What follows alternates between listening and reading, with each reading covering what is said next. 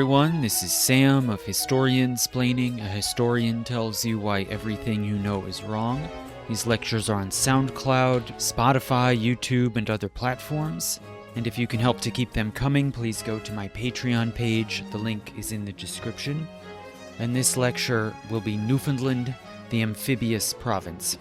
And this is brought to you by the Pacific Northwest and Alaska.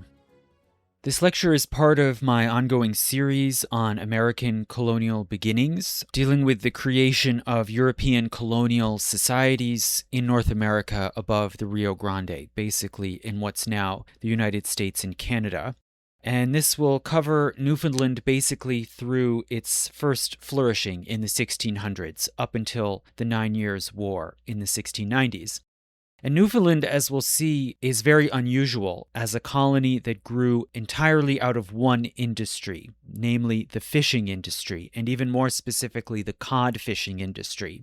This really was a colony created by the codfish, and it sprang entirely from commercial logic, not from any plan conceived in Europe by any ruler or courtier.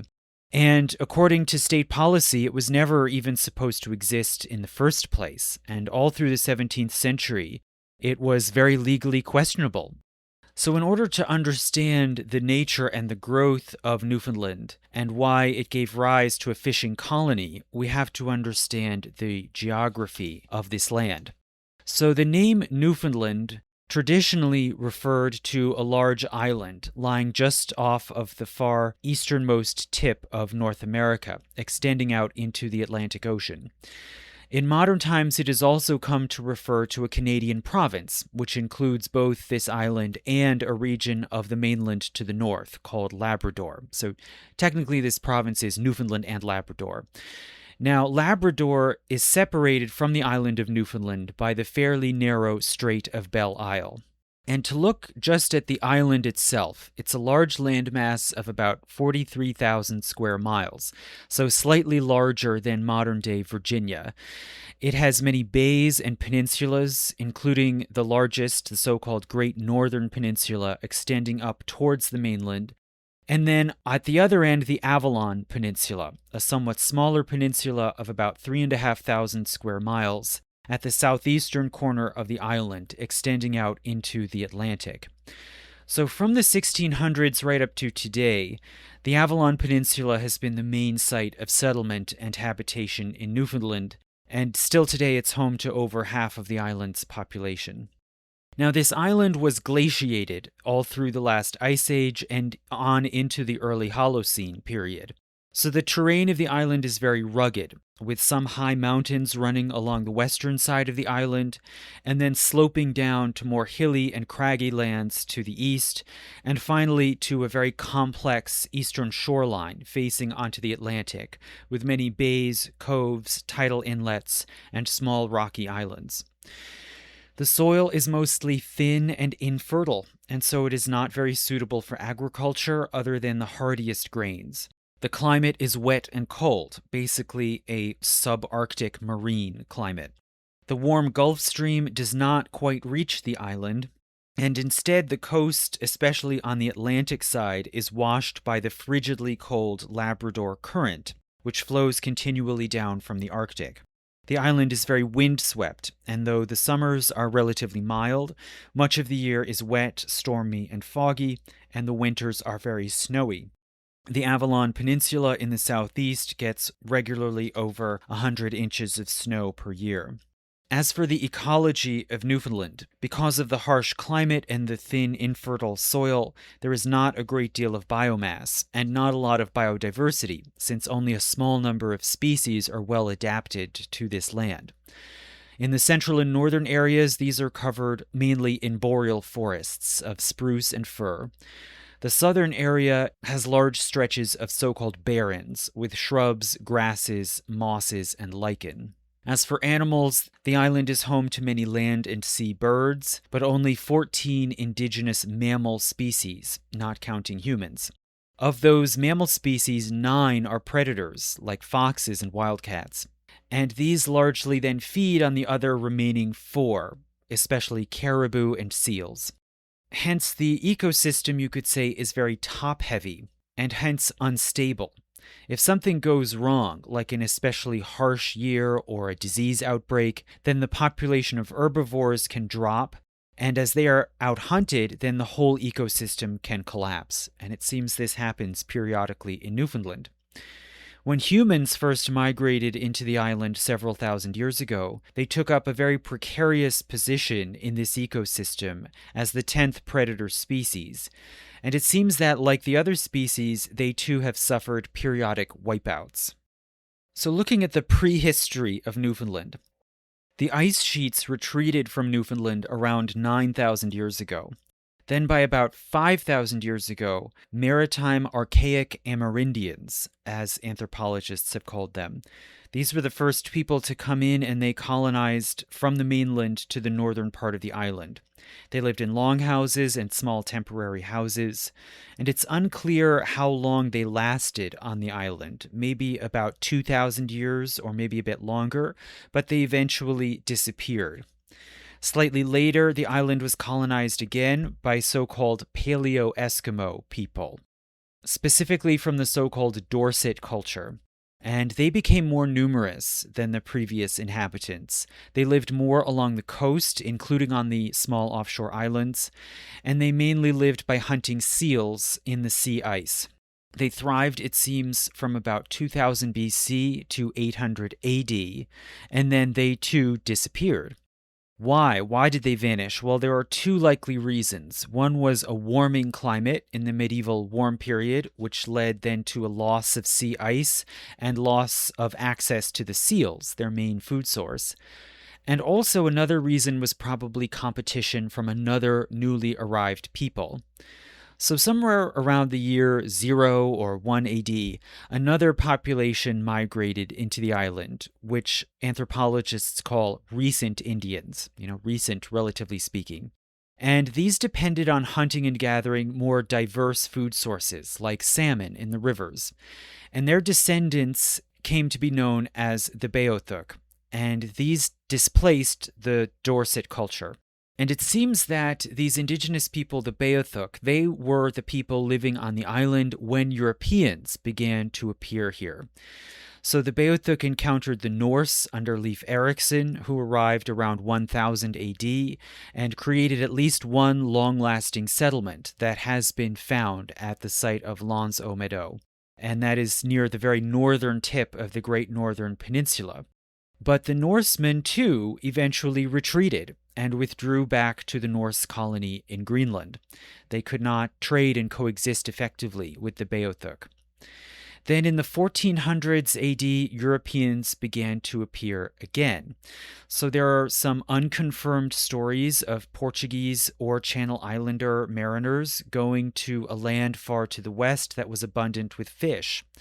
And for instance, in 1472-3, a Portuguese mariner named João Corte Real, under the employ of the King of Denmark, sailed out into the Atlantic, landed in the Azores, and then went further to a so-called land of stockfish, which some theorize might have been Newfoundland, but this is uncertain.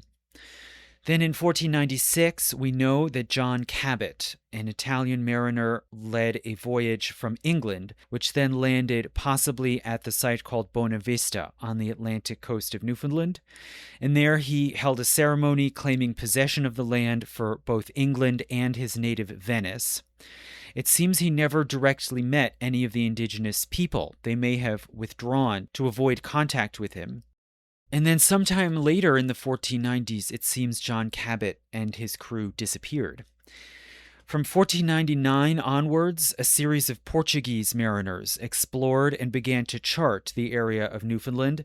One of them was named Labrador, and hence he gave his name to the mainland stretch of coast north of Newfoundland. And all of these venturers found the land itself to be generally poor and inhospitable. There was nothing much to be had there, especially from the interior. And strategically, it didn't seem to be very important, except in that it was relatively close to Europe, and so it could serve as a sort of convenient way station for voyages between Europe and America. Nonetheless, no royal government of any state ever took much interest in colonizing this land. England did technically claim it by virtue of Cabot's landing, but the English crown never did much to enforce that claim.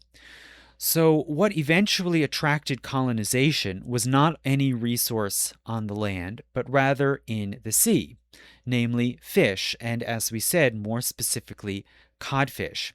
And the beginnings of colonization were undertaken by private adventurers and fishermen on their own initiative, without any crown direction, or even in many cases permission. And you can see this peculiar fact about Newfoundland reflected in the name of the land. No European power ever gave the land a proper name, like after a monarch, as in Virginia, or a religious figure, like Santo Domingo, or a place in the mother country, like Plymouth. Rather, it was just called by neutral geographic names. For instance, the English simply continued to call it the Newfoundland, or the French Terre Neuve, the new land. The Portuguese called it Terra do Bacalhau, or the land of cod. And this again demonstrates how cod was the one thing that defined Newfoundland and made it valuable in the eyes of Europeans.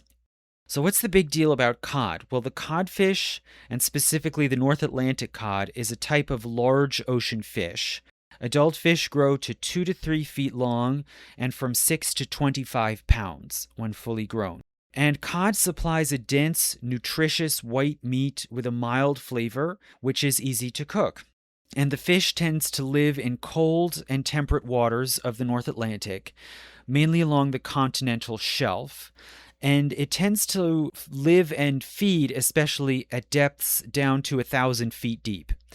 It tends to move together in large groups, or so-called shoals, and it feeds along the sea floor. It usually hunts out small sea life, including shellfish, jellyfish, and small eels and squid, as well as smaller fish like herring. And it is particularly attracted to the Labrador current. Although this current is cold, it is also very rich in nutrients and in plankton, and so it supports a lot of small marine life, which in turn draws in the cod. So as of the 1500s, the sea floors on the coasts of Newfoundland and eastward out into the Atlantic were positively teeming with cod, and these were exceedingly easy for fishermen to access, especially where the water was shallower. So there you could reach the cod with simple lines or nets, and they were densely packed in these so-called shoals. So the places where they could really reach a lot of cod included one along the shores of the east coast of Newfoundland, where the water was cold enough and these cold currents came up into the shallow stretches near the shore.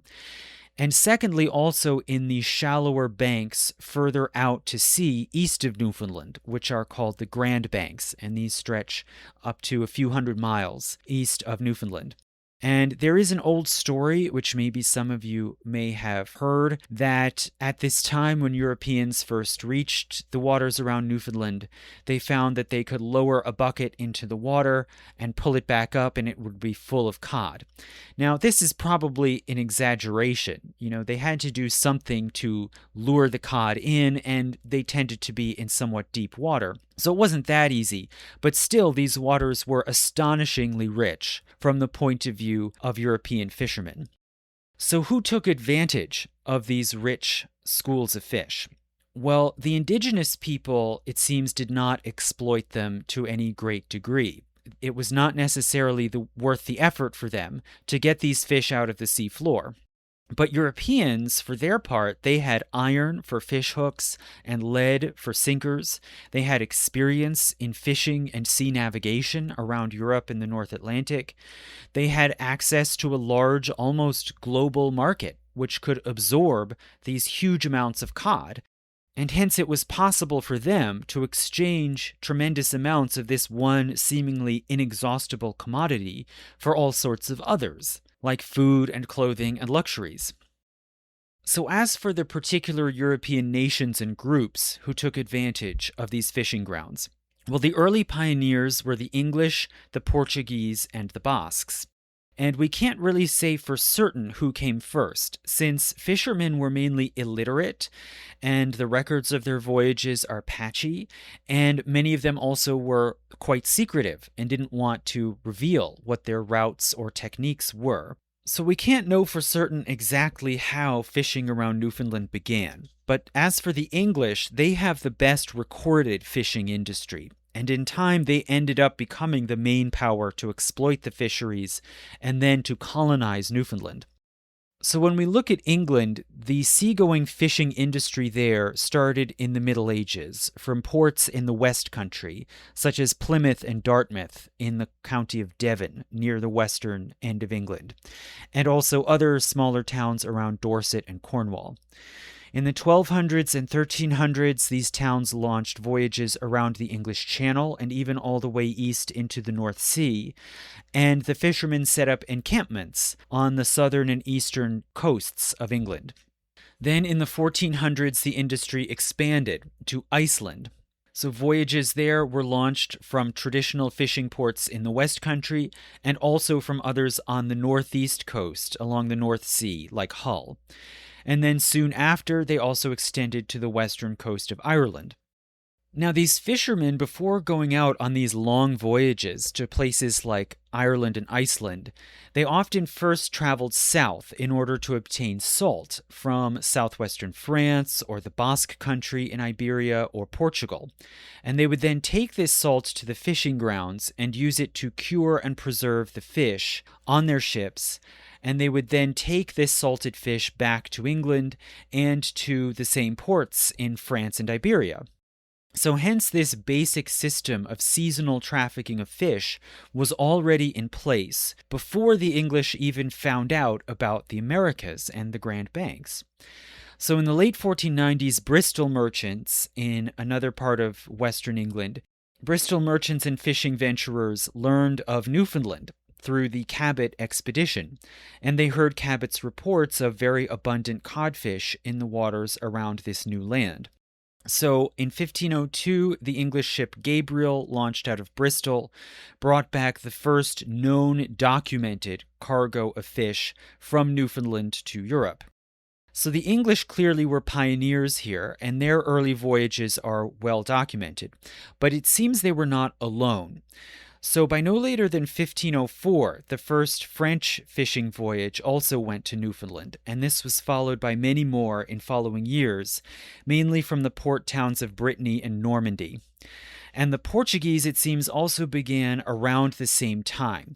By no later than 1506, the Portuguese had already become active enough in fishing in the area that the Portuguese crown imposed a special tax on fish from Newfoundland. By 1511, the Basques, based in the free port towns along the northern coast of Spain, also began sending fishing voyages, which then became regular and frequent by 1520. And the Basques, unlike the Portuguese or the French, they more often went ashore and set up small temporary camps in order to cure and preserve the fish before then returning to Europe. And it seems the Basques were especially secretive, so it's possible that they were doing this for some time earlier, maybe even all the way back in the 1490s, but this is uncertain.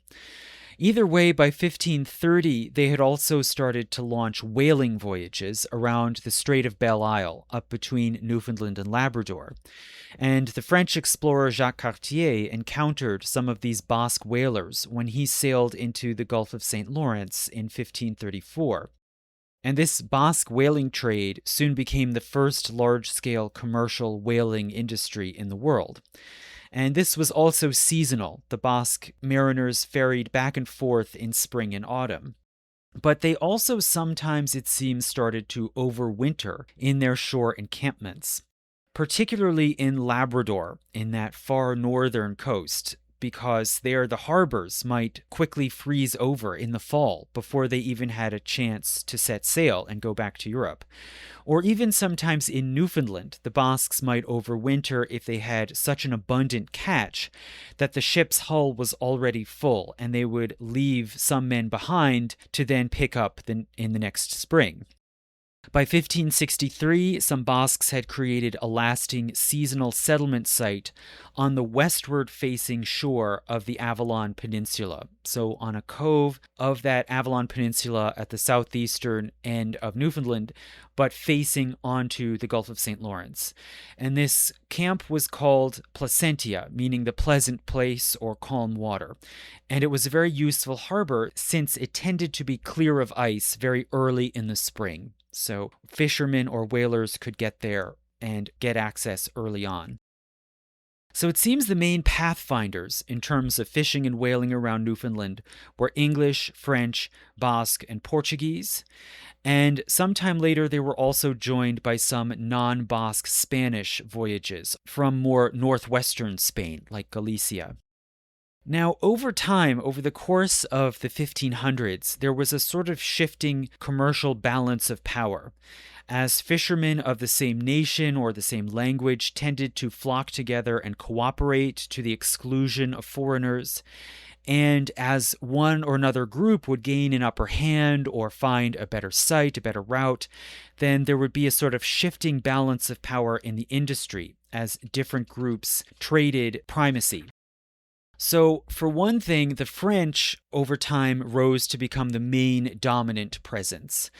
And France has a very long coastline with many good ports, especially along the Atlantic, but it does not have great access to such good fishing grounds in their own nearby waters, like you would find in Britain or Scandinavia. And so more French fishermen began to venture out to distant fishing grounds around the North Atlantic. And the French fishing fleet concentrated especially on the Grand Banks in the ocean off of Newfoundland. And here they would anchor at sea. In some places, the water is shallow enough to anchor. And there they would fish for cod, and they would preserve it with the traditional method of heavy salting while it was still wet. And this is called the wet cure or the green cure. So through the 1500s, the majority of the ships in the waters around Newfoundland were French, and French mariners largely outmaneuvered and outcompeted their rivals, including the English and the different Iberians, Basque, Spanish, and Portuguese. So concurrent with this French rise, there was a Portuguese decline. So the Portuguese reached other good fishing grounds that they obtained around the Azores and Madeira, these Atlantic islands down to the south. And furthermore, the Portuguese made extensive lucrative trade contacts even further away and set up colonies and outposts in Africa, India, Southeast Asia, and Brazil. So hence there was a tremendous demand for mariners and skilled workers, which drew Portuguese men away from the fishing industry. So it seems that one visitor to Newfoundland in 1527 said that out of the 14 ships that he counted in St. John's Bay, one of the main good harbors on the Avalon Peninsula. Out of these 14, 12 were French, and only 2 were Portuguese. None were English or Spanish. So this observation from 1527, it also reflects an even more dramatic English decline, which was noticeable by about 1520. And this happened for unclear reasons. Probably it was just safer and easier for Englishmen to fish in home waters around Britain and Ireland, and so they basically ceded the Grand Banks to the French. And they might have tried to circumvent the French by fishing along the shores, but at this time this was very risky for, among other reasons, political factors and the fear of Spanish power, which still technically laid claim to all of America as their domain. And this Spanish presence loomed especially large in the minds of the English, especially in the 1550s, with the marriage of Queen Mary of England with King Philip of Spain. So at this time, England was basically in the diplomatic orbit of Spain, and in some ways was almost a Spanish client state. And so naturally the English crown discouraged any activities in America that might step on Spain's toes or infringe on their New World claims. So hence, as of the mid-1500s and up at least to 1560, the fishing trade around Newfoundland was overwhelmingly French, with only some small participation by Portuguese, English, Basque, or Spanish voyages. But then after 1560, things started to change dramatically again. So, for one thing, there was a decline in the Iberian fishing fleets after 1550, and this was partly due to the gradual depletion of the forests in Iberia. They were cutting down all the trees, and so there was less wood for shipbuilding and iron forging, both of which were needed for the fishing industry. Also, with the huge flows of silver into Spain from America, there was increasing inflation of wages and prices, which made it more difficult and complicated and expensive to outfit voyages. Also, Spain's seagoing fleet was strained by new challenges and hostilities, including from the Protestant states in the north, like the Netherlands, and northern pirates and privateers that preyed upon Spanish shipping. In 1558, Queen Mary of England died, and the alliance of England and Spain was very soon broken off. Mary was succeeded by her Protestant sister Elizabeth, and after 1560, Elizabeth's Protestant regime increasingly harassed Spanish shipping as well, mainly through so-called sea dogs. After 1568, the Spanish also had to deal with the Dutch revolt in the Netherlands. So in the last decades of the 1500s, Spain was basically in a constant low-level war with their upstart challengers to the north, and the crown imposed new taxes, especially on the Basque ports, which then in turn further quashed the shipbuilding and fishing industries there. So the decline of Iberian fishing and shipping after 1560, and then especially after 1588, allowed for a dramatic resurgence of the English fleet. So the last really dramatic change here was the expansion of English fishing. In the early 1570s, English fishermen started to elbow in, and they competed more aggressively with the French, Basques, and Portuguese and the Spanish in the Grand Banks. Some also began to go a step further and to go ashore in order to stay and process fish at seasonal encampments, like the Basques had been doing for decades before already. And this expanded English involvement was totally decentralized and spontaneous. But in the late 1570s, the idea emerged in some high government circles that England should colonize Newfoundland. This notion was put forward in a letter by the English diplomat and adventurer named Anthony Parkhurst, who had been a translator and emissary in Spain. And in 1564, he joined in on the infamous John Hawkins expedition to Africa and the West Indies. Now, on the way back from this disastrous trip, which I discussed in my lecture on the Elizabethan Dream, Hawkins and Parkhurst stopped over in Newfoundland in order to obtain fish and supplies, and they witnessed the busy fishing industry there. In the 1570s, Parkhurst moved to Bristol, the growing port town on the west coast of England, and in 1575 to 78, he went on several fishing voyages back to Newfoundland. He began to write to royal officials advocating for colonization, and in the fall of 1578, he wrote a long report about Newfoundland to the lawyer Richard Hakluyt the Elder. And in this report, Parkhurst described the geography of the island, even including the rivers and the terrain, the workings of the fishing industry as practiced by the French, the Spanish, the Portuguese, and the Basques, the rapid increase in English activity, and he claimed that the number of English ships on the coast of Newfoundland had increased from just 3 to 4 vessels in the early 1570s to 50 vessels by 1578. And he claimed to have experimented with crops on shore and found that wheat, peas, and barley could grow there. This letter was then later published in 1589 by Hakluyt's cousin, Richard Hakluyt the Younger, in his very famous book, Principal Navigations of the English Nation. So Parkhurst did not convince the English crown to try to plant a colony in Newfoundland, but nonetheless his report was part of this really sensational best-selling book, and it helped to put Newfoundland on the map and into public awareness. Meanwhile, Newfoundland also caught the attention of another schemer and adventurer named Humphrey Gilbert, who indulged in more delusions of grandeur, you could say, than Parkhurst.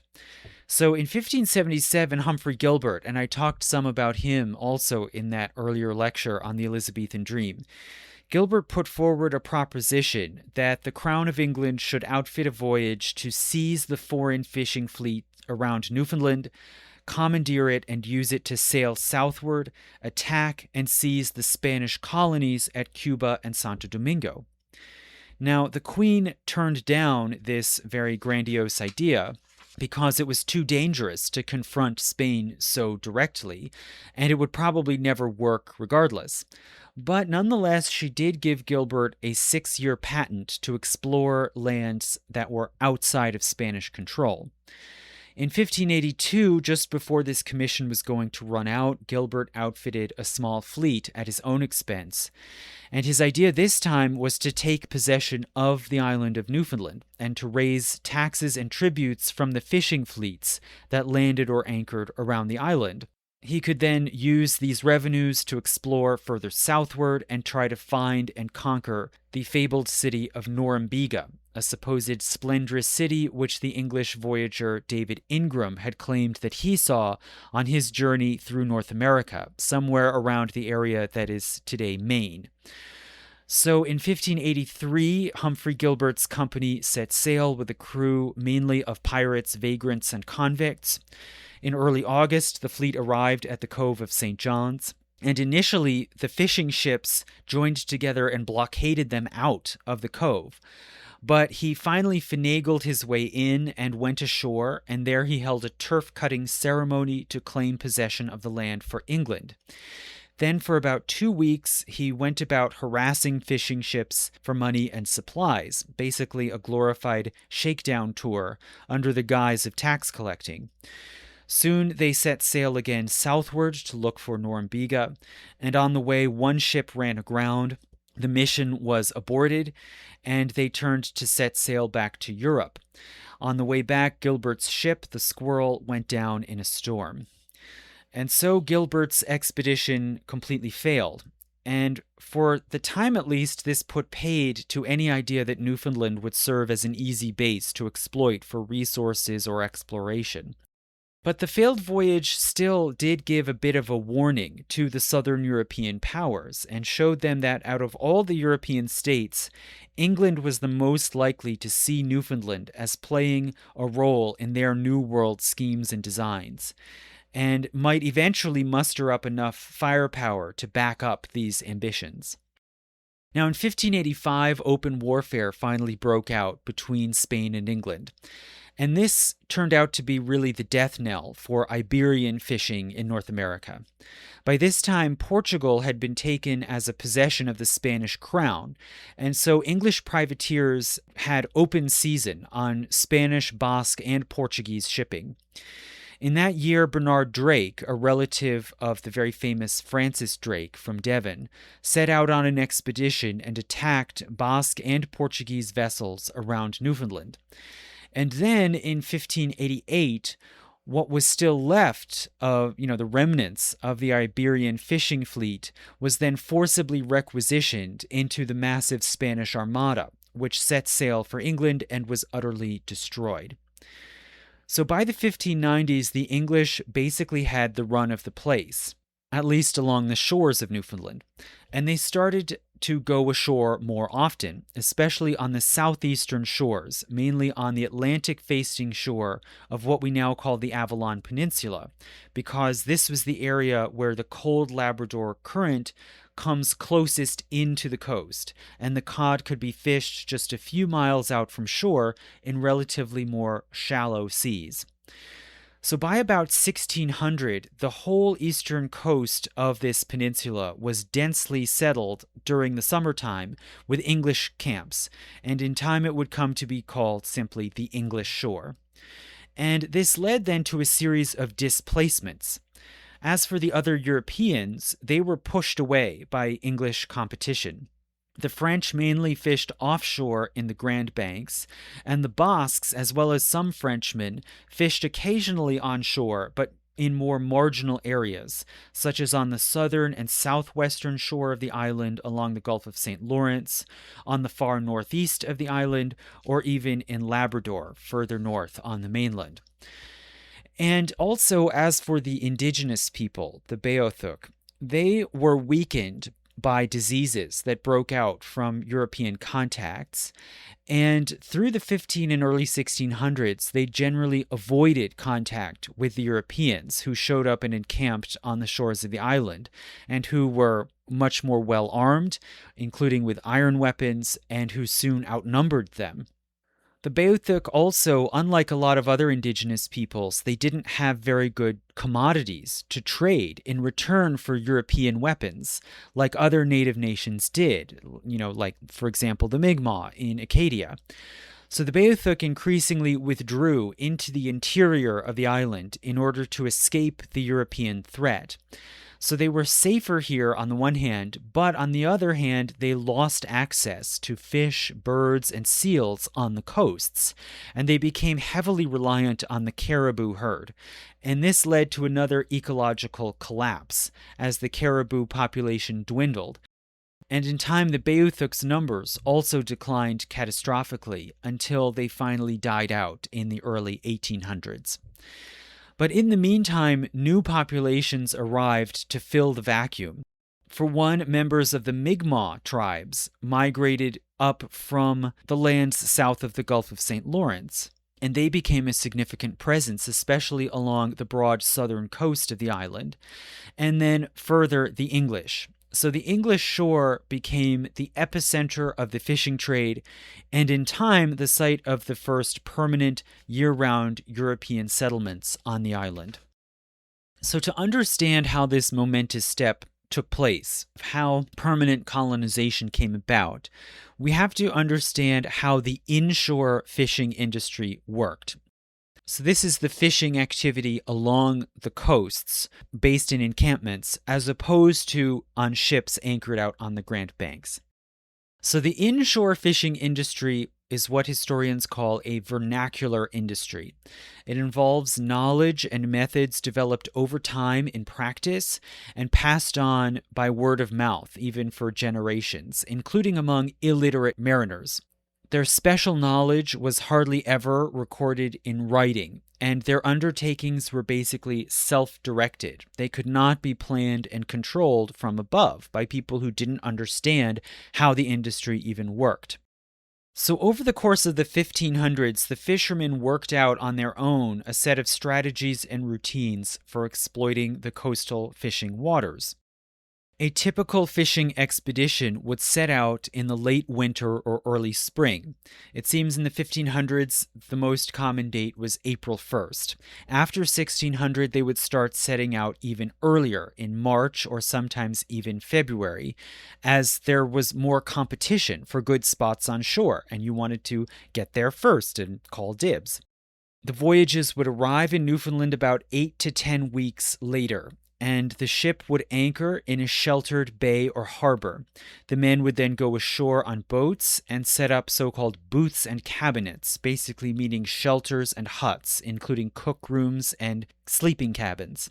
They would also set up a stage head, a kind of wooden wharf or boardwalk for receiving and processing the fish. For a stretch of about 8 to 10 weeks through the summer, the men would stay on shore, mainly at the camp. The fishermen initially would use big nets to gather schools of small fish like herring and capelin to then use as bait. Once they had enough bait, then each day they would row out from the stagehead in smaller fishing boats with crews of about 4 or 5 men each.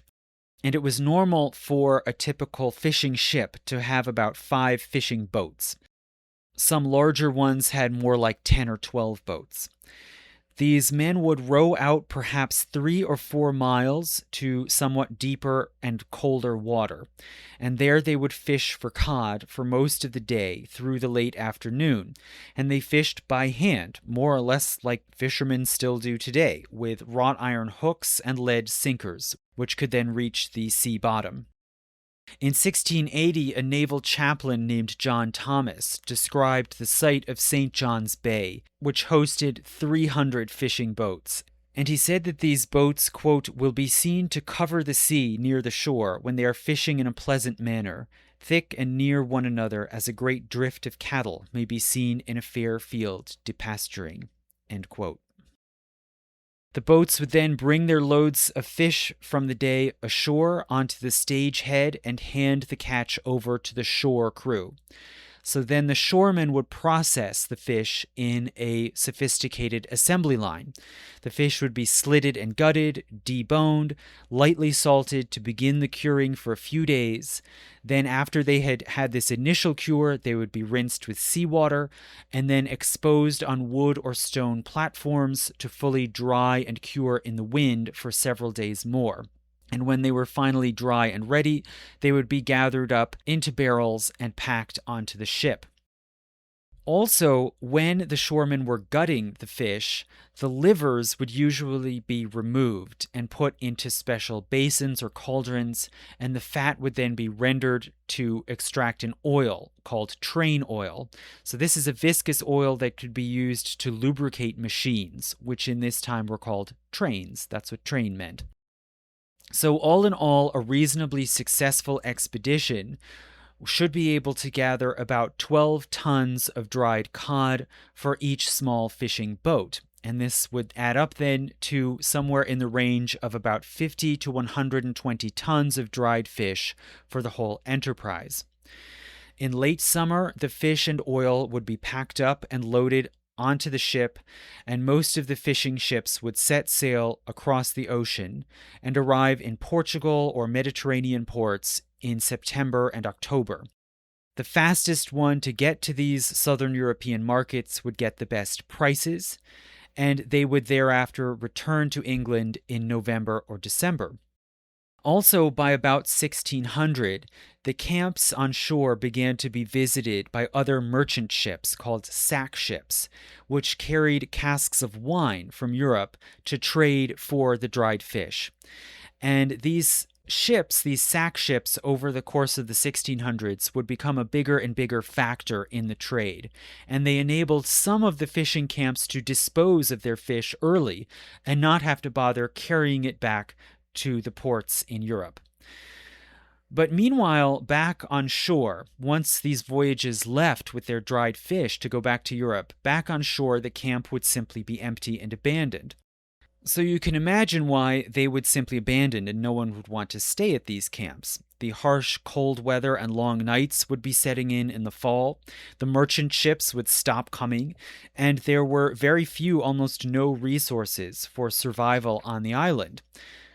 So over the course of the winter, much of these empty encampments would simply be lost to the elements and also to indigenous people who would come down to the coast in the winter to dismantle the structures or burn them down to extract the nails, hinges, and other parts made of iron. This was a very scarce and valuable resource where there was no natural source of iron. Then in the next spring, new expeditions would show up and would repair or rebuild these camps for another season. So this seasonal fishing industry saw a tremendous boom from the 1570s until the 1620s.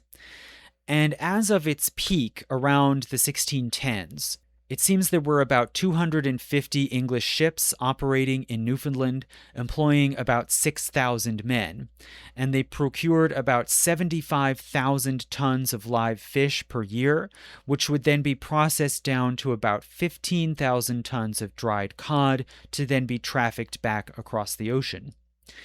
Then in the mid and late 1600s, it seems that the scale of the industry leveled off or even declined slightly. And the reasons for this stagnation are not certain, but they probably stemmed in large part from climate. So there was a period of exceptionally cold weather in the mid 1600s. This is what historians today call the Little Ice Age.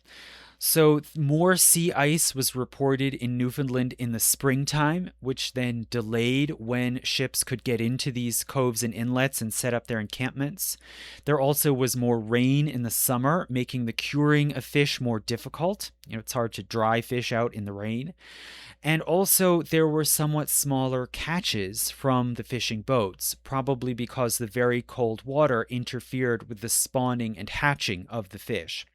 But still, nonetheless, it remained a tremendous and lucrative industry, and it was saved from any really disastrous decline as catches started to grow again, and there was a bit of a rebound in the 1670s and 80s.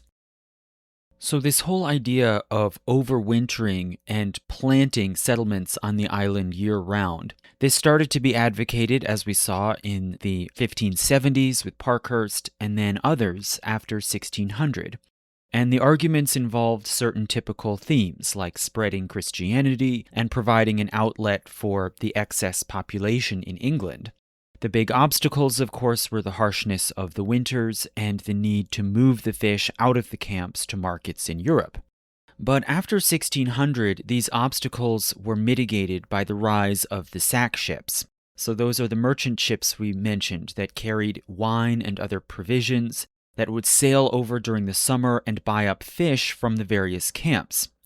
These ships were mainly Dutch and French, and they carried wine initially from France and then later from countries further south, like Spain and Portugal. And these ships would bring the cargo into Newfoundland and exchange it for dried cod, then bring the fish back to Spain, Portugal, the Atlantic islands like the Azores and Madeira, and some also to Italy, especially through Naples and Livorno. And in all of these places, the dried cod came to be known as bacalhau and became a staple as a good source of protein with a long shelf life. And the sack ships in these southern European ports would then obtain more wine and bring much of it back to England and then proceed with some of it back again to Newfoundland, thus completing a triangular cycle. So as for the fishing stations in Newfoundland, after 1600, a lot of them could sell their fish to these sack merchants before the end of the summer and not have to bother carrying the cod back to Europe. So they could instead take on extra passengers or other sundry materials like lumber and train oil and sail directly back to England in the early fall. Or even if the fishing teams could also obtain other supplies like food and firewood, then it became conceivable that they could keep at least a few men on shore through the winter. And why would they want to do this? Well, they didn't care much about extending English power, much less about spreading the gospel. They had basically no contact with the native peoples in Newfoundland anyway. Rather, the main advantages for them were simply commercial. So a permanent settlement or so-called plantation on the shore, for one, enabled you to stake out a prime location on the shore and hold on to it. This eliminated the problem of having to scramble in spring to preempt your rivals and procure the best spots. Secondly, it enabled you to protect the structures that you had built from raiding by the indigenous people in search of iron. Thirdly, it saved a good deal of transport expenses. You could save on food, firewood, and hull space on both of the transatlantic voyages. So a year-round encampment or plantation would involve a residential house or two, a few outbuildings like storehouses, workshops, and a boathouse with fishing boats, and a stage, right, the wooden platform along the shore. And the plantation could support one resident merchant proprietor, who would be called the planter, and this person owned and maintained the fishing equipment and boats and launched them during the summer season. It also supported the planter's family and household and a small workforce, usually about 9 or 10 fishermen and laborers, to man the stage and some of the boats. And basically, the planter and his or her plantation fulfilled the same role as one fishing ship coming from England. But this plantation didn't have to travel back and forth across the ocean. In summer, the staff of servants could catch, process, and stockpile the fish, maybe with the help of some additional migratory fishermen, and then would sell the dried fish to seagoing merchants, who then assumed the risk of transporting it to market. So in 1608, the Bristol merchant John Guy traveled to Newfoundland to look for a possible site for a settlement, and he picked out Cupid's Cove, an inlet on the larger Conception Bay, basically in the middle of the peninsula that would come to be called Avalon. After he returned to England, then 40 merchants in the West Country and London formed a consortium to fund a colonizing enterprise. Their clear goal, even if they did not say so explicitly, was to try to preempt the seasonal fishing ventures around the English shore and establish a monopoly on the industry. In early 1610, they procured a royal charter as the so-called Company of Adventurers and Planters of the City of London and Bristol for the colony or plantation in Newfoundland, or for short, simply the Newfoundland Company. This was a joint stock company. So this is an institutional form that was first conceived of in the mid-1500s to raise capital and pool risk to manage overseas trade. The first one to be chartered was the Muscovy Company, formed in the 1550s, and I talked about that again a bit in the Elizabethan Dream. Then after 1600, this same institutional template was turned towards even more difficult projects of colonization. So companies formed for colonial ventures in Bermuda, Virginia, and Londonderry in Ireland. The Newfoundland Company, in their 1610 charter, they were granted exclusive rights to settle the English shore of Newfoundland, and they were supposed to build fortifications, grow crops and raise animals, cut lumber, manufacture salt, potash, and collect samples of ore, as well as, of course, gather fish and train oil. So this was in line with the common grandiose English vision of planting in this time. The colony was supposed to be a multi-purpose industrial venture, almost like the classic Renaissance man writ large. Later in 1610, a crew of 39 men set out from Bristol under the command of John Guy.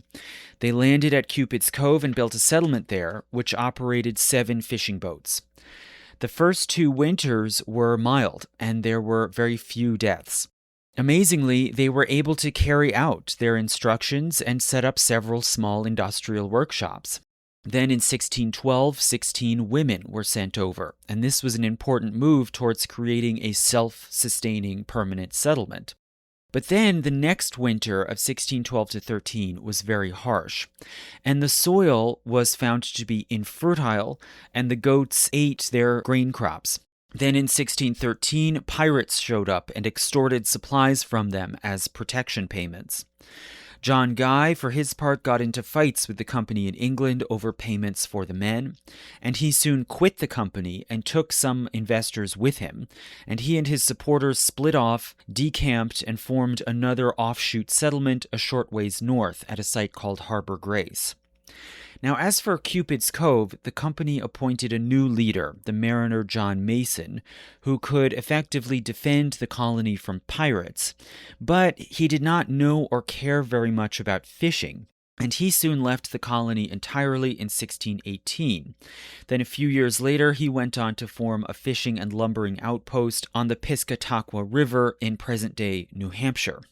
So the colony back at Cupid's Cove, this original sort of mother settlement, it languished and never had very great economic importance, but gradually dwindled, and many of the men dispersed to form other offshoot colonies of their own. Now it happened that one of the migrants that Mason had brought with him to Newfoundland in the first place was a native man named Tisquantum, who was originally from a Wampanoag tribe in modern-day Massachusetts. So years earlier, he had been kidnapped by an English raider and sold into captivity in Spain. But he then escaped to England, and then somehow was recruited by John Mason to go with him to Cupid's Cove in Newfoundland, and maybe he harbored hopes of getting back to his native country ultimately. Now there in Cupid's Cove, he met another adventurer named Dermer, who had previously been part of John Smith's voyages exploring New England. So that was Tisquantum's native land, and reportedly the two of them discussed that country and how hospitable it could be. So in 1619, the two of them sailed southward together and located the site of Tisquantum's native village, which had already been depopulated and abandoned. The following year, it then became the site of Plymouth, when the English so-called Pilgrims landed nearby. And Tisquantum acted as an intermediary between the English colonists and the natives around that area. So in a sense, you could say the earliest English settlements in New England, both at Plymouth and in New Hampshire, were both really offshoots from the Newfoundland colony, which acted as a sort of staging ground for colonization to the south. But most of the colonists that left Cupid's Bay relocated to nearer sites within Newfoundland. First northward up the shore of Conception Bay, where they formed more small settlements, and also some defectors and a few newcomers set up other small settlements just to the east of Conception Bay in the ocean-facing stretch of shore called St. John's. And these were very small, most of them no more than just a house and a stage, and not a lot is known about them.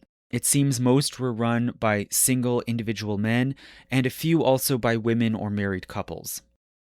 As for the Newfoundland Company back in England, the investors there began to divide up the English shore into smaller units, and then sell off their settlement rights to other buyers. And these portions were then bought up by different adventurers who became proprietors in their own rights. And some of them then tried to set up plantations of their own, many of them around coves and harbors further south on the Avalon Peninsula. Among these early buyers was a Welsh poet named William Vaughan. So in 1616, Vaughan bought up the rights to basically the whole southern half of this southeastern peninsula, and he called this domain Combriole, or Little Wales. In 1617, he sent a small, pretty ill-prepared party to found a colony at a cove called Renews in the far south, near the southern tip of the island. And this settlement struggled and was attacked by pirates, including deserters from Walter Raleigh's expedition in Guyana, and it was abandoned in 1620. But Vaughan, for his part, was a good writer, and he became a booster and published books promoting Newfoundland, and this attracted the attention of other new buyers, including adventurers who were involved in colonizing Ireland, such as among them Henry Carey, Lord Falkland, who was at the same time the Lord Deputy of Ireland. So Lord Falkland bought up rights at a cove called Fermuz, just north of Renews, and started a small settlement there by 1623. But the most important new proprietor to obtain lands in the English shore was Sir George Calvert. And Calvert would turn out to be an important figure in the colonization of America, and his name may be familiar to any fellow Marylanders. That's where I grew up, since Calvert later became the first Lord Baltimore and the founding proprietor of Maryland, and so he's part of the fourth grade education that you get in Maryland. But at this point, he was still just Sir George, and he was an English diplomat from a gentry family in Yorkshire. He was a favorite of King James VI and I, who had come to the throne of England. In 1620, King James appointed him as Secretary of State, and soon after, for whatever reason, he purchased the rights to a cove in Newfoundland just north of Fermuz, which the Portuguese had called Farilhão, meaning the steep rocky slope, which was then anglicized into Fairyland. So Calvert had plenty of capital. He was a rich man, and he had both economic and political capital, and he was prepared to subsidize a serious colony, even if it was not profitable for a long time. In 1621, he sent a mixed company of colonists under the command of a Welsh mariner named Captain Edward Wynne, and they set up a plantation at Fairyland with a brewhouse, a bakehouse, and a smithy, evidently intended not just at monopolizing the fishing trade, but also at serving the local market, supplying the fishermen and other plantations with processed goods. In 1623, once it seemed that this plantation at Fairyland was viable, King James granted Calvert a charter, not only confirming his possession of Fairyland, but further giving him title to a large swath of territory, including all of the coast from just below St. John's down to near Fermuz, and this new domain was dubbed the Province of Avalon. And hence the whole southeastern peninsula soon came to be called the Avalon Peninsula, and so it has been known ever since. Calvert was empowered as a kind of provincial lord, and Captain Wynne built a mansion house for Calvert at Fairyland, rather like a manor house you might see on a manor in England or Ireland. And the Avalon Peninsula soon grew more than the older colonies farther north, like Cupid's Cove. And this is partly because Calvert and his group had different goals and policies.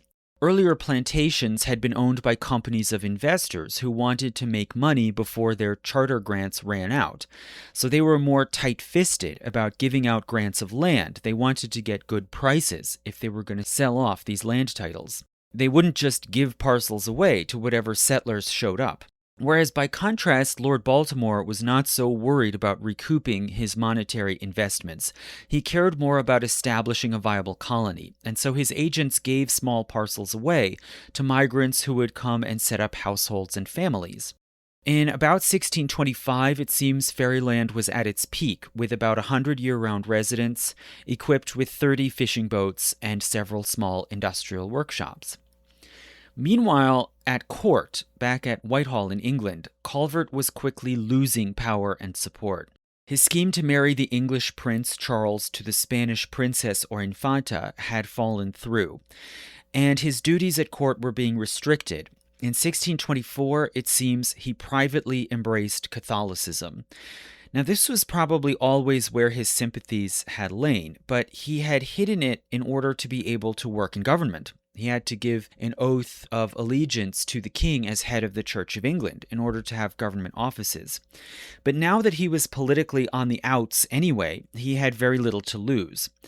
And beginning in 1625, he openly flaunted his conversion to the Catholic Church. Now, as a consequence, he had to resign as Secretary of State, which he did in February. But King James still liked him very much, so he kept George on the Privy Council, and he awarded him the manor of Baltimore in County Kirk, Ireland. Hence, he could thenceforth be called Baron Baltimore or Lord Baltimore. In March 1625, King James died, and his successor, Charles, removed Calvert from the Privy Council. So Calvert turned his attention to his estates in Ireland and Newfoundland, and he entertained the idea of setting up colonies for English Catholics to be able to practice freely, and even of setting up a sort of Catholic mission in Newfoundland. And this idea seemed feasible at this point because the royal charter that King James had given to Calvert for Avalon had not required the inhabitants there to swear fealty to the king as head of the church. And so this could be taken to mean, by implication, that Catholics would be tolerated in that province. In 1627, Calvert traveled and visited Fairyland himself, and in 1628 he came back again and brought with him his household of about 40 people, including his immediate family and various English and Irish servants. They took up residence in the mansion house, and Calvert also brought with him 3 Catholic priests to help set up a possible Catholic colony or mission, and 1 Protestant minister named Erasmus Stourby, who had been educated at Cambridge and was probably a Puritan.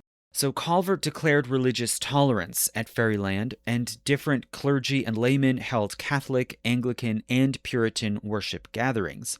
But this religious coexistence did not last for very long. The Catholic priests soon fell into conflicts and feuds with Protestant colonists, for instance, when 2 of them baptized the young son of the planter William Poole of Renews without Poole's permission. The Protestant minister Erasmus Stourton started to protest against the holding of Catholic masses, so Calvert expelled him from the province and called him, quote, a narrow-minded sectary and a troublesome, meddlesome busybody, end quote. Once back in England, Stourton squealed on Calvert and reported him to the Privy Council for the crime of holding Catholic Mass. Now, the government did not act, but still, by the following year, the 3 Catholic priests gave up on the colony and moved on to greener pastures. And Calvert himself did not much like it in Newfoundland either. He was underwhelmed by the infertility of the land and probably hated the winter. So in late 1629, he left and returned to England. Now, it happens that Calvert still had some pull at court, including with King Charles, and he started lobbying the court for a new project, specifically a colony on the Chesapeake, just north of Virginia, and that's what would come to be known as Maryland. But meanwhile, in Newfoundland, without Calvert and his household, fairyland diminished and declined. But still, the Calverts did leave behind a number of men, women, and children who provided the nucleus of a significant and lasting colony. So as of 1630, there were about 30 or 35 people still at Fairyland, and altogether about 200 year-round European colonists in all of Newfoundland. But in the summers, about 5,000 to 6,000 people would show up and encamp on the shores. Over the next 8 years, busy trade continued, with particular plantations maintaining special links with specific towns in the English West Country like Plymouth, Weymouth, or Exeter. And the population, it seems, mostly remained steady, with some children being born in Newfoundland and some small number of newcomers also migrating into the colony from England. And this just about offset the death rate. One of these newcomers was Thomas Cruise, who set up a tavern at Bay Bulls at the northern end of the Avalon Peninsula in 1635. And some colonists at this point belonged to what scholars have called transatlantic families. So these are families that came from the English West Country and had some members that remained in England, others that sailed back and forth with the fishing fleet, and some that settled down permanently in the plantations, especially in the southern Avalon. So it seems if we look forward, by 1670, there were 24 families that had settled in Avalon and began to reproduce themselves there, with multiple generations in the province. And a lot of these families were fairly matriarchal, originating from early female colonists, and some of them had Catholic roots. And more generally, the colony became a busy Atlantic entrepot, a crossroads for travel and communication between England and Ireland, France and Iberia, the Atlantic Islands, and in time also the West Indies and New England. There was no established church in the island, and as for governance, in the 1630s, it was very decentralized with little state involvement, and big proprietors, including the Calverts, were absentees, leaving the run of things to agents who might have more or less actual control on the ground.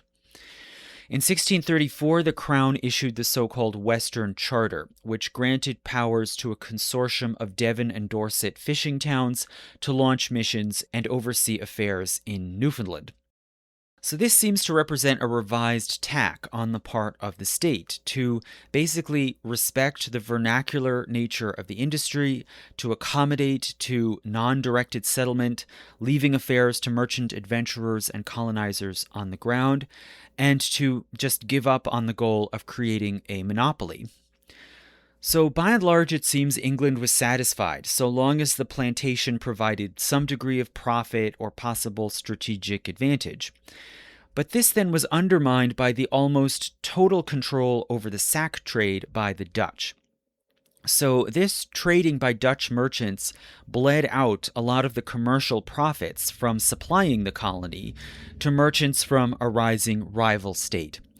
Right? And one of the big advantages that European powers wanted to get from these colonies was to use them as export markets, but they were losing that profit to the Dutch. So in the mid and late 1630s, English merchants started trying to elbow in and to compete with the Dutch, including in the sack for fish trade. Foremost among them were a group called Kirk Barclay and Company. So this was a business partnership of a London merchant named William Barclay and the Kirk family. So this is a large family of traders, adventurers, and privateers who would become the most important family in the development of Newfoundland and actually made the whole enterprise profitable. So the Kirk family had been wine merchants since the 1500s, and the father and sort of progenitor of the merchant clan was named Jervis Kirk. He had been an English merchant at Dieppe in France. He trafficked French wine to England and other countries, and he married a French wife named Elizabeth, who was also an active merchant. And they raised a family including 5 sons, including the eldest named David Kirk and 4 others. So these Kirk brothers obtained and outfitted their own ships. They traded in wine to various ports in Europe and then America. In the early 1620s, they tried aggressively to break into the fur trade in Canada, which of course was dominated by the French. In the late 1620s, they took on letters of marque from the English crown, and that enabled them to act as privateers, preying upon French shipping. And they could not make much headway until 1629, when they led a privateer fleet that attacked and captured Quebec, the most important French stronghold in America. They held this town for 3 years and basically commandeered France's contacts and trading network in Canada. But they were then forced in 1632 to hand the town back over to the French. So after that point, after 1632, David, the eldest brother, was knighted, and 2 of the other brothers became naval officers. So they had, proven their mettle in this capture of Quebec. But meanwhile, David and the 2 youngest brothers went back into the wine trade, and they refocused on supplying the fishing plantations in Newfoundland, and they launched triangular voyages, right, between southern Europe, England, and the New World. And they now had to compete fiercely with the Dutch in this trade. So they persuaded the English crown that it was in their interest to help them to displace the Dutch. In 1637, the king bestowed upon Kirk Barclay and Company the so-called Grant of Newfoundland. So this was a charter giving them the power to collect a tax on all foreigners or all non-English who caught fish on the coast, and this was mainly the French, or who purchased fish from English plantations, and this was mainly the Dutch. And under the grant terms, they had to then pass 10% of the tax revenue that they collected up to the crown in England. So David and his allies traveled to Newfoundland and oversaw the building of forts at Ferryland, St. John's, and Baie de Verde, farther north. And they were actually able to collect the tax from most of the Dutch merchants who didn't want to have to fight them, but just agreed to pay this tithe, you could say. But David started to incur the wrath of the seasonal fishing teams, who complained that he was monopolizing the good harbors and even renting them out to foreigners, who were kind of becoming like Kirk's allies.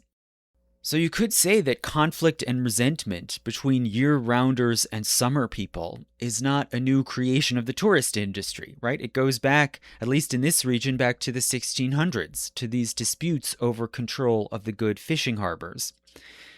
In 1639, David and his retinue took possession of Ferryland, George Calvert's old disused plantation in Avalon.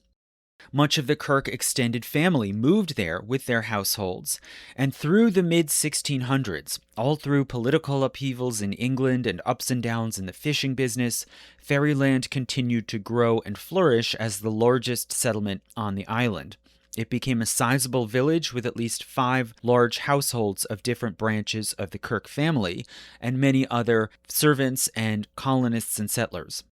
David Kirk, for his part, he was now the patriarch of the family, and he acted as a kind of de facto governor of the whole colony.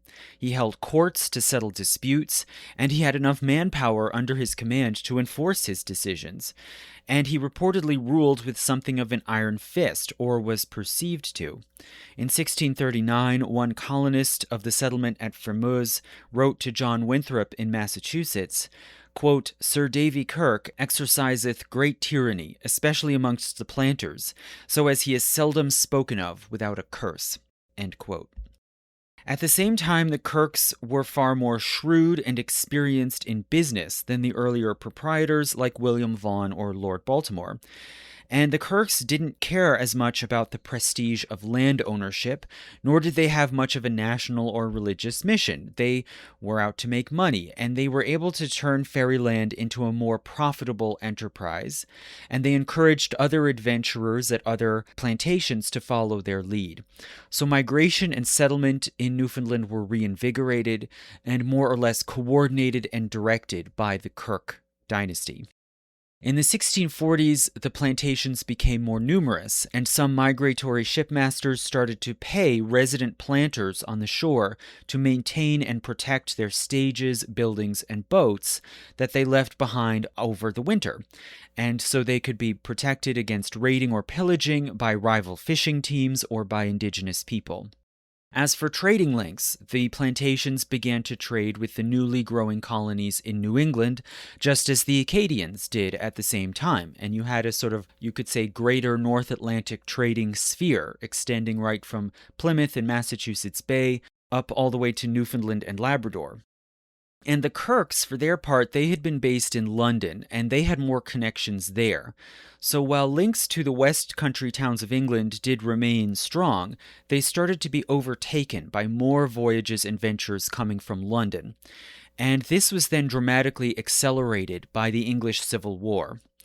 So the war in the mother country disrupted the customary trade and traffic from the West Country towns.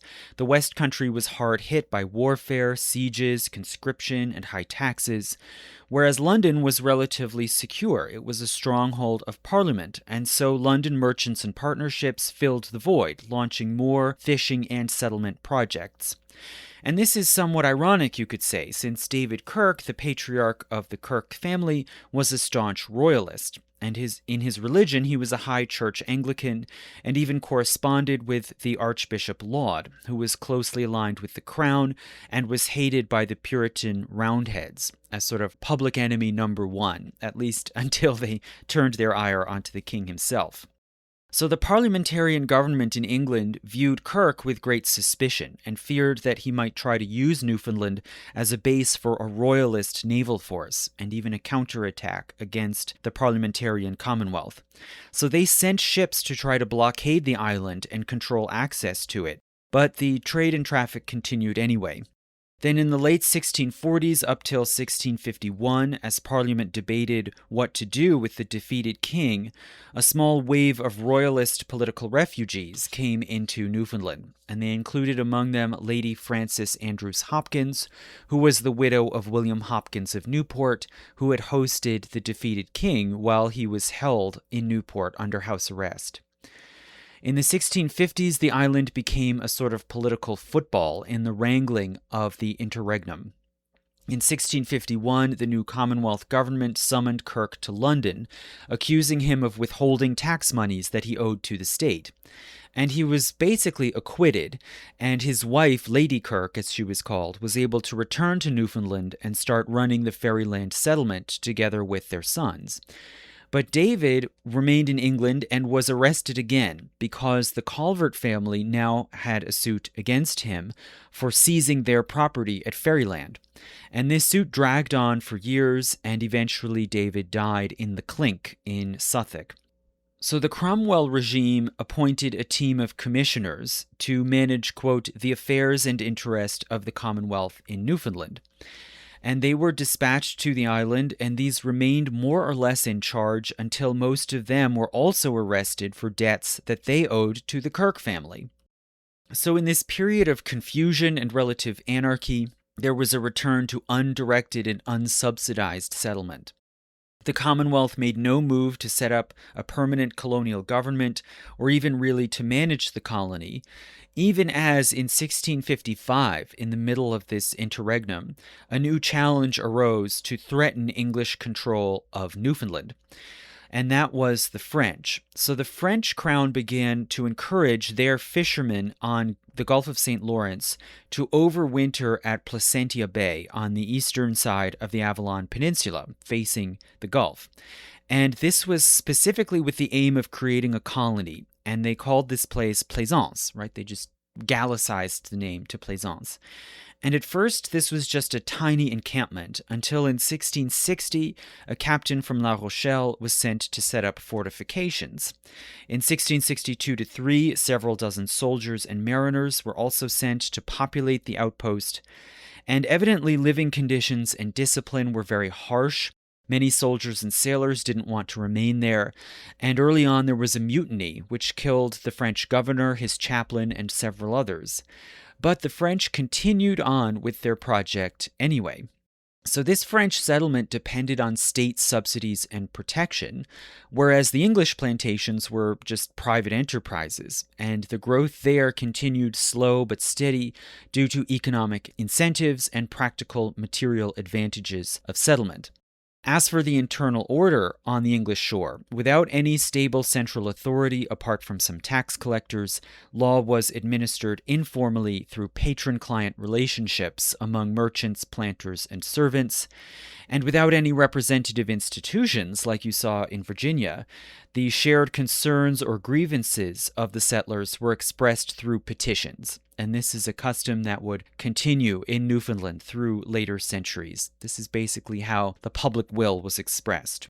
Now, as you probably know, the Stuart monarchy was restored to power in England in 1660, and officials on the Council of Foreign Plantations complained that the colony was disorderly, and they were especially hostile to the planters, who were basically independent and beyond the Crown's control.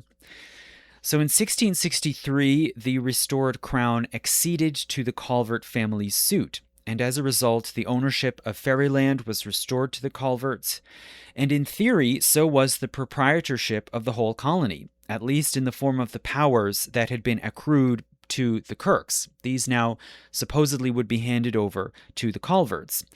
But the Calverts never bothered to exercise their rights, and it seems that the Kirkes were not ousted from their home and mansion at Ferryland, but they remained there for another decade until 1673, when a Dutch fleet finally attacked the town and burned it down. So thereafter, the colony as a whole was suspended in a kind of legal limbo, as the Kirkes and the Calverts and their various allies continued to wrangle for authority through petitions and court suits, and it is unclear who, if anyone, was legally in charge, apart from individual planters who held sway over their small settlements. And even after the destruction of Ferryland in 1673, the Kirkes were able to relocate to other plantations, because by that time settlements in Newfoundland had grown further and multiplied. By the mid-1660s, it seems the year-round population had grown to well over 1,000 people. There were more and more plantations along the shore where fishermen and other laborers could stay over and live reasonably comfortably through the winter without having to make the voyage back to England. And this is not because the fishing industry had grown. It had not. But rather it was because a larger share of the workforce was overwintering. And the exact numbers and proportion depended on factors like the size of the catch that year, how full the ships were, and also on political and military conditions. For instance, in 1665, a large number of fishermen stayed over in Newfoundland all year in order to avoid being drafted or impressed into the English Navy for their war with the Dutch. And many of these Englishmen who sort of took refuge or, draft dodged, you could say, in Newfoundland, a lot of them stayed over permanently, further increasing the colonial population. As for the merchant adventurers in England, they were increasingly alarmed by this growth, and they were usually hostile to the planters, as the planters occupied more and more of the shore. And they made their own petitions and suits and argued that the Newfoundland planters were tempting away their fishermen and servants, were unfairly cornering good spots on the shore, and were destroying their uninhabited encampments in the winter. By the 1670s, some migratory fishing crews were beginning to land on the shores to maraud and attack the plantations. And this kind of mutual theft and sabotage is not uncommon in the fishing industry, since the industry is based on competitive exploitation of an unguarded and unsecurable resource, the open sea. So if you don't beat back your neighbors, they may strike at you first. Right? There's a sort of natural incentive to attack your rivals. But the English state back in Whitehall, they saw increasing disorder in Newfoundland, in a colony and in industry that they didn't much understand and could not control.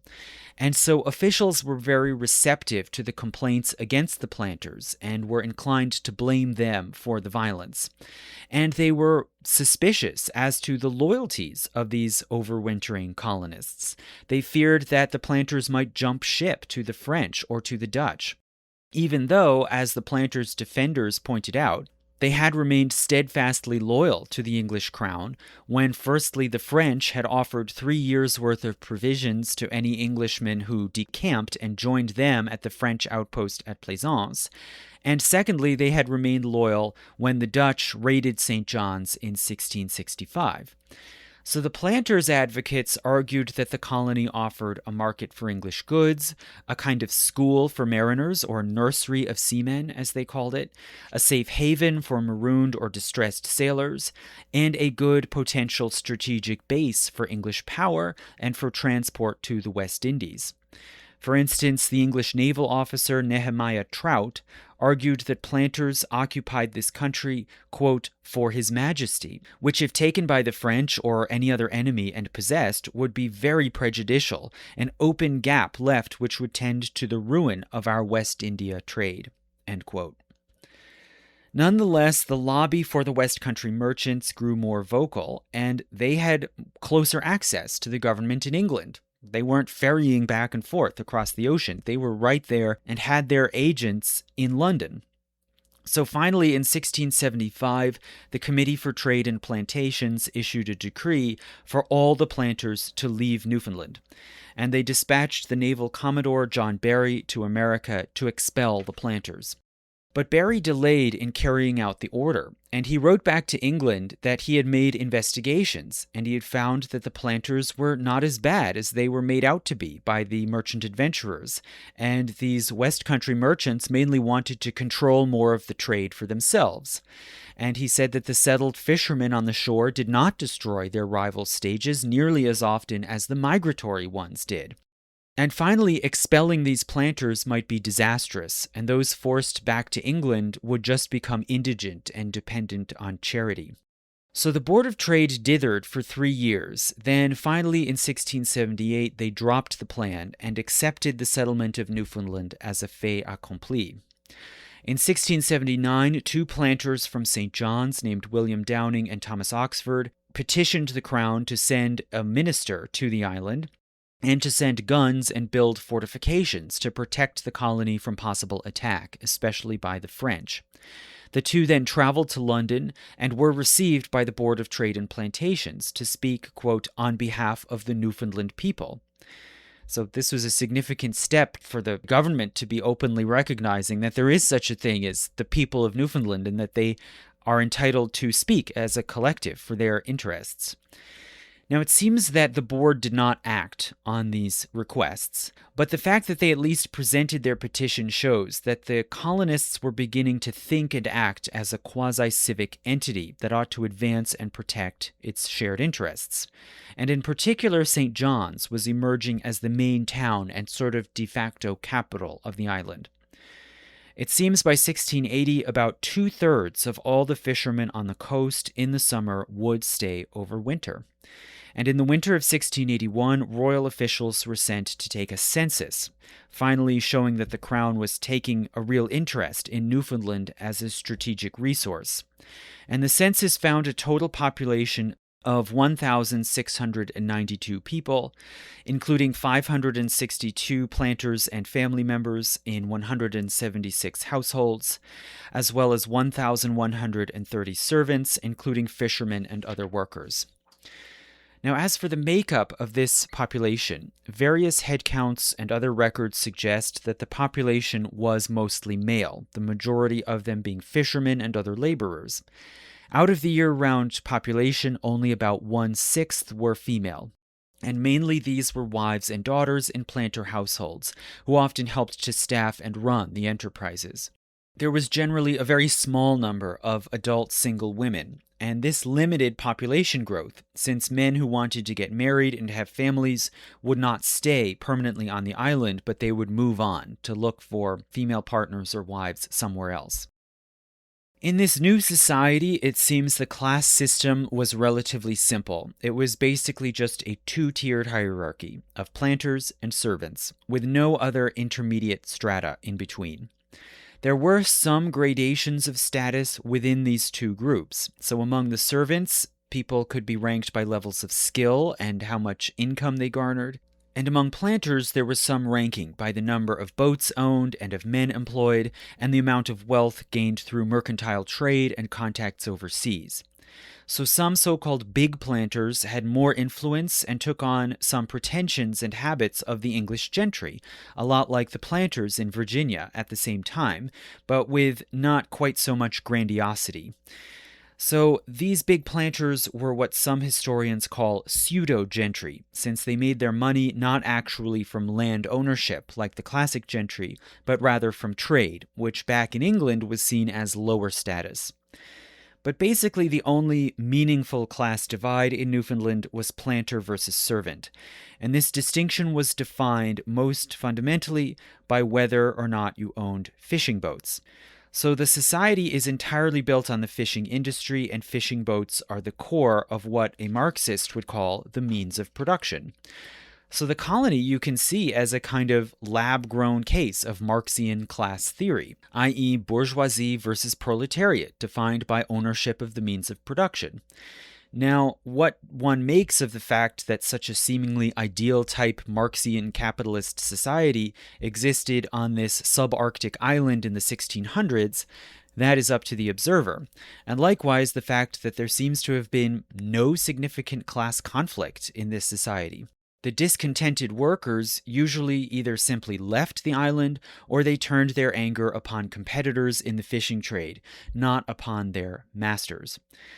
Now, as for state power, there really was none, at least for the years between the ouster of the last commissioners in 1659 and the appearance of some naval officers who were sent to inspect fortifications and conduct censuses in the 1680s. So, at least in this period, power was exercised through patronage and through unofficial courts held by major planters. That's about it. In religion, the colony had not only no official established church, which could be seen in some other places like Rhode Island, but it had no formal organized churches at all. Calvert's early attempt to form a Catholic settlement had failed long ago. The 1634 Western Charter did have a rule requiring that ship's captains and planters should hold worship services on Sundays, following the Book of Common Prayer, as used in the Church of England. But it's unclear if this was ever actually done. As of the later 1600s, colonists attended prayer and worship gatherings in private, if at all. Those who did have some religious commitment probably had a variety of sympathies, including Catholic, Anglican, Puritan, and sectarian. But in the eyes of outsiders, the society seemed to be atheistical, devoid of religion altogether. For example, in 1680, just as the English state was starting to actually take some interest in Newfoundland, the chaplain of a royal naval ship went to the island and wrote, quote, "They have no means of grace, neither do they generally mind eternal glory. No ordinances nor temple of God in all the land, nor sign of religion, as if that part of the world were exempted from the first table of the 10 Commandments. They make no show of duty towards God. No public prayers, nor sermons, no sacraments, no holy wedlock, no worship, nor praise to God all the year long, unless a chaplain in a man of war comes in and happily marries and baptizes a very few in that harbor only when he resides." End quote. So this report from this naval chaplain is probably exaggerated, but it is safe to say that the basic props of organized religion that one saw even in small colonies like Acadia were glaringly absent in Newfoundland. As for social norms and customs in this world, reportedly they were very permissive and individualistic, with great freedom of movement and leeway for sex and drinking. This is certainly how outside observers described this society, usually with a tone of horror, but there is probably a lot of truth to it. Alcohol was extremely important and abundant here. It was the main commodity that the colony obtained from Europe, and so it was cheap and accessible as well as durable. And it was used as a basic currency of trade as well as a token of social ties and relationships, right? Giving or sharing a drink. In the absence of formal courts or churches, the taverns became the main places of social gathering and of conducting business. Nearly every small village had at least one tavern, and larger towns like St. John's were known to have many small taverns called snugs tucked away in the alleyways behind the shore. After 1681, the population of the English shore seems to have leveled off. So new migrants from Britain and Ireland, including fishermen and mariners, who might have settled on the island, were now drawn onward to the newer growing colonies to the south, especially to New England. And Newfoundland, as we saw, was subarctic and infertile, and so it had a natural ceiling in terms of the number of inhabitants that the land could realistically support, without either heavy state subsidies, which the English crown would not provide, or heavy investment from private capital, which had also basically run out since the cod trade had leveled off and was no longer expanding. Now, in another part of Newfoundland, a short ways to the west, as we saw, there were other settlements that were not limited by this natural ceiling, or even by the volume of the cod trade, and that was in and around the French settlement at Plaisance. So this was a settlement created by the French crown for reasons of state, and it was backed by state subsidies and state power to protect the settlement and even to coerce people to live there. So after the initial years of conflict and instability in the 1660s, in 1670 the command of the town was taken up by Governor Lapointe, who stayed there for 15 years until 1685, and he helped to build up and stabilize a colony. So this triggered a changeover. There had always been hundreds of French ships plying the waters around Newfoundland, the Grand Banks, and the Gulf of St. Lawrence, but they had always preferred to stay safely on shore and to go back home in the autumn. But now, with some French state support and protection, French adventurers started to see the advantage of encampment on shore and began to settle around Plaisance or to set up seasonal or even permanent outposts farther west. So by the 1680s, 14 other small plantations sprang up around Plaisance and westward on the southern coast of the island, as well as 2 others on the small island of Saint-Pierre in the Gulf. By the later 1680s, Plaisance and these other French outposts on the south coast had a total year-round population of about 640, and they survived partly with state subsidies and by trade with New England merchants who supplied them with provisions. So on the commercial level, there was a symbiotic relationship between English and French colonizers. But Plaisance would serve as a critical base for French military power when in 1689 war broke out between France and England. So as we've discussed in the lecture on Acadia, due to a series of political and diplomatic reversals in Europe, Louis XIV of France declared war on England, and this began a long, destructive war which would come to be called the 9 Years' War, or in England, King William's War. This war would soon spill over to the colonies, and it would lead to a cycle of tit-for-tat raids and attacks between English and French settlements, and the destruction of many vulnerable outposts, such as Beaubassin in Acadia, Lachine in Canada, and various English settlements in Maine. But this war would end up being most devastating of all in Newfoundland, which was a natural battleground between the two empires. In 1692, the British Navy attacked and occupied Plaisance, and in the immediate aftermath, English planters, including the Kirke family, raided and ransacked the town. In the mid-1690s, French privateers retaliated against the English with a raid on Bay Bulls, followed then by a series of brutal raids and attacks up and down the English shore, with French, Canadian, and Abenaki fighters devastating the settlements, including St. John's and Ferryland. Many planters saw their homes and boats go up in smoke, and several planters from southern Avalon, including the remaining Kirke sons, were taken prisoner and brought back to Plaisance, where most of them died in the devastatingly cold winter of 1697. So the whole English colony in Newfoundland nearly collapsed before the war was finally halted by the Treaty of Ryswick, and the plantations would only barely begin to rebuild in the following years before war broke out again. But rather than get into that entire story now, we will leave that for another later lecture, where we'll discuss this long war crisis that lasted in America from 1690 into the 1710s, and the dramatic effects that this had on the colonies. But also, in the meantime, I will be working on the next colony, which will be Plymouth, and another installment of the history of the United States in 100 objects. And I expect that this will be a very special one, especially coming on the heels of our discussion of the bog bodies. It will be about the piece of George Whitfield's thumb that is preserved in Newburyport. And I'm also working on the final video in the series on red, white, and royal blue, hopefully to post that before the sequel comes out. So I really have to get that done finally. But that may be difficult since I have a lot of other things coming up as well, both personally and professionally this month and the next. But I'm still determined to finish that series, and I have a whole ton of notes for that final installment. I've also, as I mentioned before, started discussions about setting up a live event for discussion among patrons, and an episode with the linguist Colin Gorey. Now, finally, as I said, this lecture was brought to you by the Pacific Northwest and Alaska, so I would like to thank my current active patrons in the states of the American West Coast north of California, namely Oregon, Washington, and Alaska.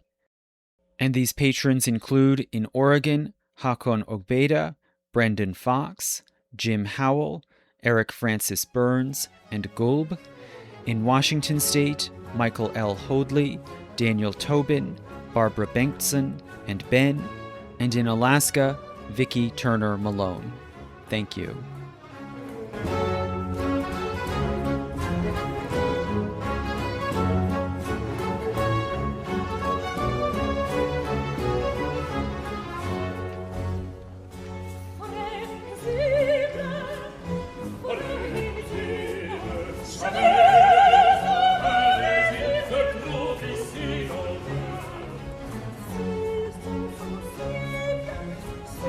Sensible